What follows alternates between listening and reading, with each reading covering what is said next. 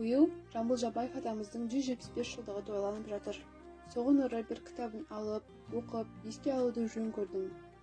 Кітапта көптеген шығармалар, өлеңдер және тағы да басқа туындылар болды. Бірақ ішінде маған алғаш оқығаннан-ақ ерекше әсер еткен өлеңдердің бірі ол өсиет өлеңі. Айта кетсек, ой-хой дүние серуен, адам бір көшкен керуен, дүниені қызық қалдырып, асамыз өмір белінен. Кірселе біз, шықса жоқ, қаубет үндер өлімнен, қылыш байдан таралып, сөз нұқсасы келінген.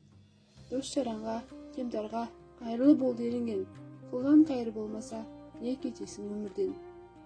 Дәулетіңнен не пайда, таусылмастай көрінген, жалғыз мұраң сол болар, қол қайырың берілген. Басқа дүние бірде, көмілмейді кебінмен, деген өлең шумақтары мәңгі есте қаларлықтай.